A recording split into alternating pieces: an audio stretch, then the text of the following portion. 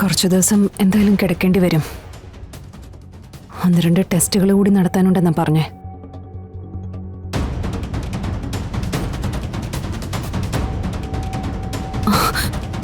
മോളെ,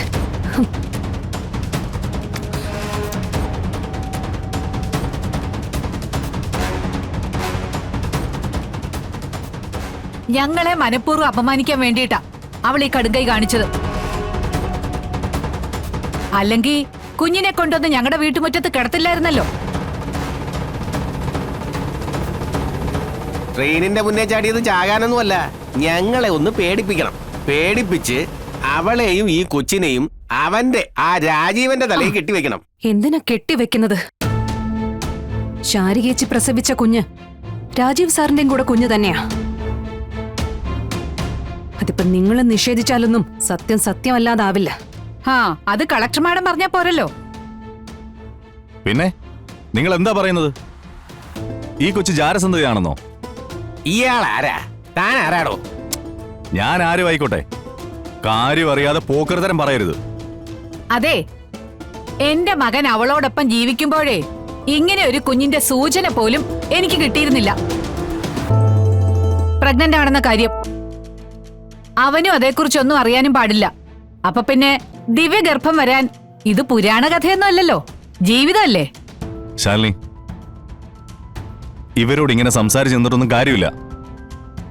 നിയമത്തിന്റെ വഴിയെ പോവുക, അതായിരിക്കും നല്ലത്. എങ്കിൽ നീ കൊണ്ടുപോയി കേസ് കൊടുക്കടാ. കൊച്ചിന്റെ അച്ഛൻ ആരാണെന്നേ അവര് കണ്ടുപിടിക്കട്ടെ. അതിന് വലിയ ബുദ്ധിമുട്ടൊന്നും വരില്ല. സത്യം മനസ്സിലാക്കി കഴിയുമ്പോ കൊച്ചിന്റെ അച്ഛന് ചെറിയൊരു ബുദ്ധിമുട്ടുണ്ടാവും.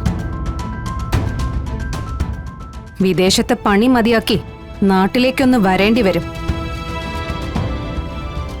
വന്നിട്ട് എവിടെ താമസിക്കണോന്ന് കോടതി തീരുമാനിക്കും. അത് മകൻ കേൾക്കേണ്ടിയും വരും. കളക്ടർ എന്താ ഞങ്ങളെ ഭീഷണിപ്പെടുത്തുക? ഭീഷണിപ്പെടുത്തേണ്ടടുത്ത് ഭീഷണിപ്പെടുത്താതെ തരവില്ലല്ലോ.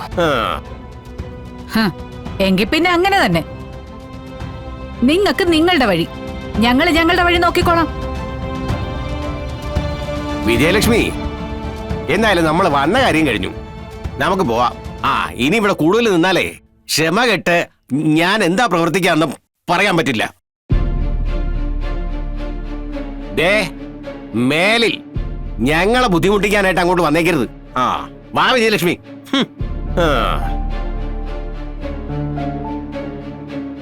പറഞ്ഞു കേട്ടല്ലോ, അങ്ങോട്ട് വന്നു പോവരുത്.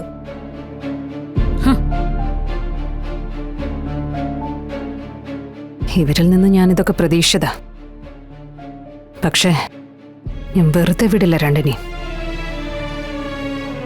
പേഷ്യന്റിന് ബോധം വന്നിട്ടുണ്ടേ, വേണമെങ്കിൽ ഇറക്ക് കയറി കാണാം. ശിവ,